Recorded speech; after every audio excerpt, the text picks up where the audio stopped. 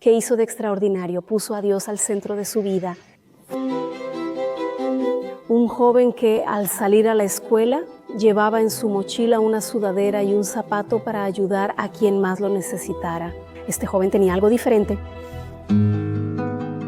Mi relación con él es de mucha intimidad con Carlo Acutis y ya he tenido varios sueños con él. Y él se levantó y me dijo, ¿por qué me quieres tanto? Porque te tengo como a mi hermano menor. Para Carlo, el Señor habló de una manera aún más fuerte. Confía en mí, tienes sueños, tienes proyectos para todo. Ven conmigo de inmediato, hacemos todo desde lo alto. Él explica el Evangelio a Carlo muy sencillo. No está en contra de la modernidad, la tecnología, el Evangelio no está en contra de nada, solo está en contra del pecado. ¿Por qué exponer el cuerpo aquí? Tenemos un testimonio de su humanidad para que cada uno hable consigo mismo. Quiero ser santo en mi cuerpo y en mi alma, servir para hablar, quiero ser como Él. Lo que vas a ver ahora es un contenido inédito y exclusivo. Un material que traje de Asís cuando fui a visitar el santuario del despojamiento, donde está la tumba de Carlo Acutis, ese adolescente italiano que murió a los 15 años, que prácticamente todo el mundo ya conoce en el mundo católico y que ahora vamos aprendiendo a llamar San Carlo Acutis. Hay una entrevista exclusiva y ahora vas a ver toda la entrevista completa con el obispo Domenico Sorrentino, que fue responsable de todo el proceso que llevó a la canonización de Carlo.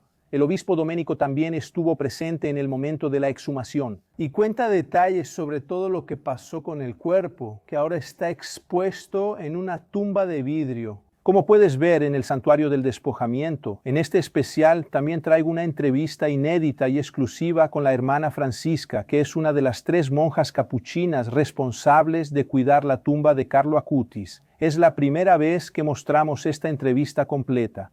Y primero vas a ver el cariño de la hermana Francisca hacia Carlo, y después todo el trabajo que ella tiene con los peregrinos, con los fieles que quieren ver el cuerpo de Carlo Acutis de cerca.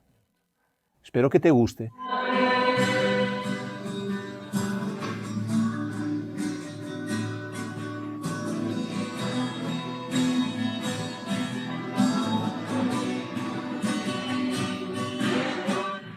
Hoy vi tu participación aquí en el santuario, muy intensa. ¿Cuál es tu labor y la de las hermanas capuchinas aquí? Nosotras, las hermanas capuchinas, estamos en este santuario desde 2017. Es nuestra primera experiencia como congregación en Italia, porque nuestra congregación es una congregación brasileña. Nació en Brasil el 18 de diciembre de 1904. Este año, el año pasado, cumplimos 120 años de misión y 10 años de presencia en Italia. Vinimos aquí por invitación de los frailes capuchinos y en esa época estaba el padre Carlos Acacio, que era rector del santuario, era párroco de esta iglesia, brasileño, y él nos invitó a estar aquí para hacer una presencia misionera. Entonces, nuestra función aquí es recibir a quienes llegan, a los peregrinos, ser ese centro de escucha, estar realmente en esa acogida brasileña, una acogida verdaderamente brasileña. ¿Pero son solo ustedes aquí en el santuario quienes se encargan de la acogida? Exactamente, somos nosotras, brasileñas. Somos 3 hermanas misioneras capuchinas que estamos trabajando directamente aquí junto con los capuchinos, con los padres capuchinos. Estamos la hermana Wanda y yo, que somos brasileñas, y la hermana Clara de Mozambique, de Afrundio. Así lo hicimos, vivimos aquí en esta iglesia y estamos aquí en la secretaría, el cuidado de los grupos, la acogida, la sacristía. Entonces así realmente es un trabajo muy intenso, pero muy gratificante. ¿Y cómo sientes la responsabilidad de cuidar el cuerpo de San Carlos Acutis? Vaya, es una gran responsabilidad, ¿verdad? Muy grande. Cuando llegamos aquí, él aún no estaba, así que acompañamos todo el proceso de la llegada de Carlos Acutis. Siempre es motivo de alegría para nosotras, ¿verdad? Nosotras no pedimos estar aquí, Dios lo preparó. San Francisco nos invitó a estar aquí justamente en el lugar del despojo, ¿verdad? Después viene Carlos Acutis, que está aquí, y vemos que aquí es una señal de esperanza, ¿verdad? Siempre estábamos como hermanas rezando y observando el cambio de los peregrinos. ¿Quién llega? Al principio las personas venían muy curiosas. Será en el santo, hay un cuerpo. Entonces venían con esa expectativa de ver. Y hoy ya nos damos cuenta de que quien viene siempre viene a pedir una gracia. Generalmente siempre es una curación, ya sea física o espiritual. Entonces, si no son enfermos los que llegan aquí, son esos intercesores que vienen a pedir gracias. Muchas personas vienen como ese intercesor que hace una videollamada, muestra el cuerpo, pide la gracia y lo bonito es que vemos, ¿no? Vemos así la respuesta, ¿verdad? Muchos llegan, sienten, se impactan cuando ven el cuerpo, ¿verdad? Pero Carlos es esa señal, ¿sabes? Y realmente, ¿quién llega? Si nos damos cuenta, cuando entramos al santuario, la primera puerta te invita a contemplar al dueño de la casa, que es el Santísimo.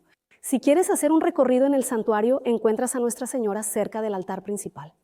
Si vas saliendo, encuentras a Carlos porque él no está visible, aquella cosa que él decía, no yo, sino Dios. Entonces, si quieres hacer un recorrido, lo vas a encontrar. Y él es solo un puente para encontrar a Cristo. Él decía, no yo. No yo, sino Dios. Vemos que San Francisco, cuando entendió el llamado, decía que el amor no es amado. Carlo Acutis, en nuestra modernidad, él dice, no yo, sino Dios. Y hasta nos preguntamos, ¿pero por qué este joven percibió ese detalle? ¿Será que él contemplaba que las personas que él estaba poniendo siempre quedaban en evidencia? Yo hago, yo quiero, yo grupo, yo mando, yo compro, ¿verdad? Y ese joven dijo, no yo, sino Dios. Porque él fue capaz de poner a Dios en el centro de su vida, la belleza de ese chico. Yo siempre cuando hacemos catequesis, formamos grupos, decimos, pero ¿quién va a querer perderse lo extraordinario, ese joven de 15 años? Puso a Dios en el centro de su vida y no solo tenía una dimensión vertical, él podría haber sido solo un adorador. Adoraba y ya, pero esa adoración se volvía carne. Adoración.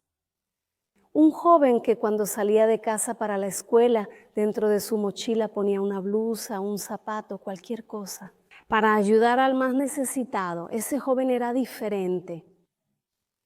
Así, la oración y adoración se volvían acción. Porque él también tenía una mirada horizontal hacia los más necesitados, tanto que cuando murió había muchos pobres. Y la familia se preguntó, pero creo que se equivocaron de velorio, no conocemos a esas personas. Y les preguntaron si conocían a Carlos y ellos dijeron, sí, él era nuestro amigo, venía a visitarnos. No es que Carlos hiciera las cosas para presumir, pero yo sí lo hago. Tanto que él, muy inteligente en internet, en la parte de computación, ¿qué hacía él? Él les pedía a sus padres viajar a los lugares donde ocurrían los milagros eucarísticos y él investigaba, hacía investigaciones, seleccionaba fotos. Y cuando Carlos murió, su mamá después soñó con él. Y él decía, mi testamento, solo que la mamá, contándole a su mamá, decía así, pero Carlos no dejó un testamento. Y la mamá de doña Antonia decía así, mira la computadora de él, que cuando vio la computadora estaba a la vista de los milagros eucarísticos.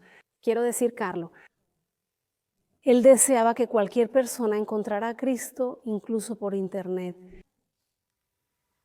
Y él por ser una persona muy caritativa, podría hacer sus obras de caridad y publicarlas, como muchas veces hacemos nosotros, porque cuando hacemos obras de caridad, nosotros hacemos obras de caridad. Tomamos una buena foto, la subimos a Facebook, Instagram, para ver cuántas visualizaciones tenemos. Y él decía, no yo, sino Dios. ¿Hay alguna oración que hagas para él? Mira, mi relación con él es de mucha intimidad, el Carleto Carliños, ¿verdad? Y así yo siempre digo, mira, estoy aquí, tú sabes, estoy pidiendo intercesión por María, por Juan, ponlo en tu lista aquí porque tú sabes, estoy aquí, cerquita de ti. Ya he soñado varias veces con él y uno fue muy intenso para mí. El primer sueño. Él aquí en la iglesia y él se levantaba de la tumba y él preguntaba, ¿pero por qué estoy aquí? Le dije, ¿por qué estás en beatificación? Él me pidió mi teléfono, nos tomamos una selfie. ¿En el sueño? En el sueño. Y él llamaba a su mamá y cuando llamaba a su mamá le decía, mamá, cuida a las hermanas misioneras capuchinas. Y eso fue en Pascua, cuando fue la siguiente semana, la secretaria llegó con chocolate de Pascua, ¿verdad? Entonces dije, vaya, hasta doña Antonia soñó, ¿verdad? Mi último sueño con él también fue muy real, él se movía en la tumba. Le dije, Carlos, por favor, vete a dormir, mañana será un escándalo en internet porque tenemos cámaras e internet.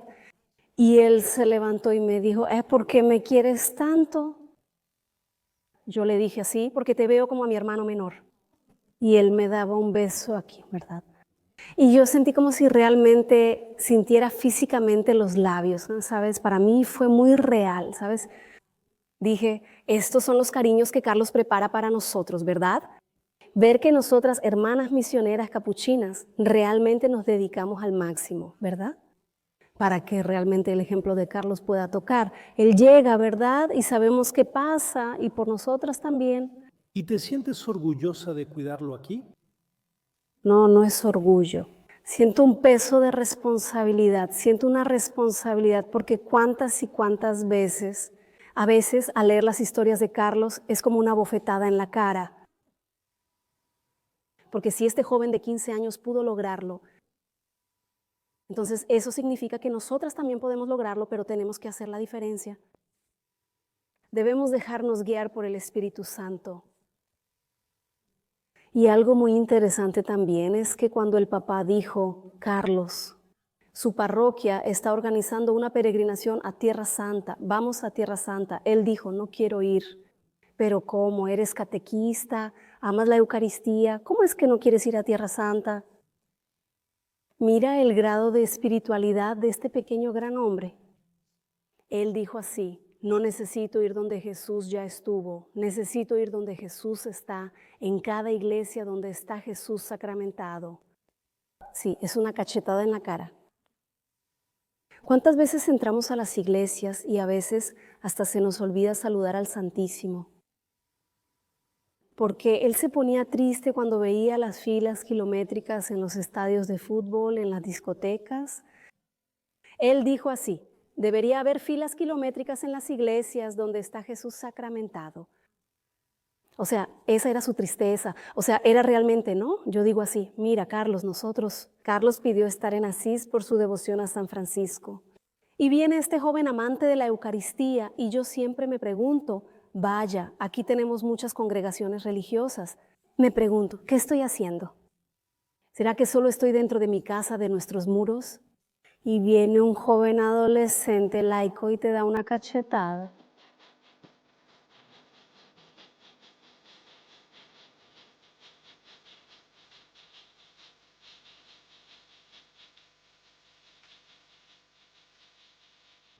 Porque él había hablado con su mamá. Esta es la ciudad que más me gusta, es por San Francisco y naturalmente por Santa Clara. Y su mamá le había preguntado, ¿pero cuándo te vas a morir? Ella se imaginaba una muerte lejana, ¿verdad? De mayor, ¿no? ¿Dónde quieres estar en Milán? No, quería estar en Asís. Y su mamá se acordó de eso y lo puso en el cementerio de Asís. Después de 3, 4 años, cuando hice aquí la erección formal y jurídica del santuario, Carlos fue declarado venerable. ¿Ves cómo la providencia puso las cosas? Y del cementerio teníamos que sacar y poner, ¿dónde lo voy a poner? La providencia ya me había señalado. En el santuario del despojo, que también es el santuario de Francisco Joven, era clara la voluntad de Dios. El propio Dios está actuando aquí, en este lugar del despojo que había estado oculto por 800 años. ¿Este lugar? Este lugar estaba escondido, nadie lo conocía. Visitabas la Basílica de Santa Clara y la de San Francisco, pero este sitio donde Francisco se despojó de todo era desconocido. ¿Nadie venía aquí? Nadie. Ahora sabes cuántas personas este año 2024, cuántas personas. Entonces hemos contado aquí 1 millón de personas. 1 millón de personas. Sí, 1 millón de personas, es de personas. Obviamente para mí es una gracia inmensa. Y sobre todo porque vienen hasta aquí jóvenes, jóvenes, jóvenes, jóvenes atraídos, ya sea por el joven Francisco, porque este acto de desapego es increíble, ¿no? Y también por Carlos, por su juventud, por su sonrisa, su santidad joven, moderna, sencilla, pero profunda. ¿Cómo notó la santidad de Carlos? ¿Fue inmediato o gradual? Percibí la santidad de Carlos de manera progresiva. Empecé a darme cuenta a través de las personas. La gente viene aquí, llora, la gente reza. Francisco dijo, ve y repara mi casa, y Francisco se despojó y tuvo 20 años para reparar la casa y comenzar todo el movimiento franciscano. Para Carlos el Señor habló de manera aún más fuerte para todo, para todo. Confía en mí, tienes sueños, tienes proyectos, confía en mí, ven conmigo, hacemos todo desde lo alto. Solo eso puede explicar lo que está pasando. ¿Participó en todo el proceso de exhumación? Sí, ¿Dónde fue? fue en el cementerio de Asís. ¿Y cuándo fue usted al cementerio de Asís y abrió el ataúd de Carlos Acutis? Sí, ¿Cómo estaba el cuerpo? estaba como un cuerpo deteriorado, como un cuerpo que tiene más de 10 años de muerto. Era un cuerpo que tuvimos que tratar. Ahora, en el mundo tenemos tantas reliquias y hacemos tantas misiones, tantas misiones. También en Brasil, en América, en Inglaterra, en Irlanda, en Polonia, el mundo nos llama.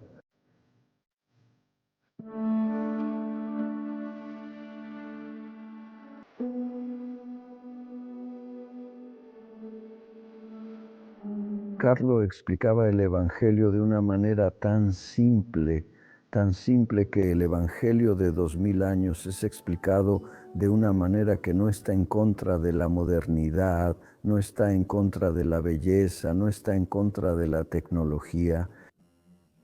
El Evangelio no está en contra de nada, solo está en contra del pecado. El Evangelio es belleza, ¿verdad?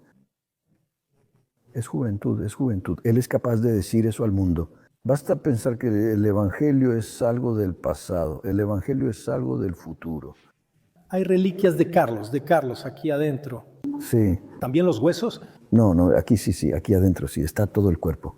Quitamos algunas partes que no pueden quedarse y de esas partes estamos haciendo reliquias. Porque después de 10 años el cuerpo se deteriora naturalmente. Como decimos en italiano, ¿verdad? Sí, es igual en portugués. Pero la fase no estaba del todo como es, ¿no? Que no. ¿Secó? Sí, no. Ya deteriorado. Sí, destruido. Y tenemos que hacer este rostro que fue un artista quien hizo todo esto. ¿Por qué exponer el cuerpo aquí? La Iglesia desde siempre expone el cuerpo y las reliquias, porque a través del cuerpo del santo tenemos una presencia que nos ayuda. ¿A qué? No es una presencia mágica que hace que las cosas sucedan así, pero es una presencia que nos ayuda a convertirnos. Tenemos un testimonio de su humanidad santificada. Para hablar cada uno consigo mismo, yo quiero ser santo en mi cuerpo, en mi alma. Se ve para hablar, yo quiero ser como Él. Este es el significado, yo quiero ser como Él. Y también la muerte no es la última palabra, ¿verdad? La última palabra es la del Señor, la palabra de vida.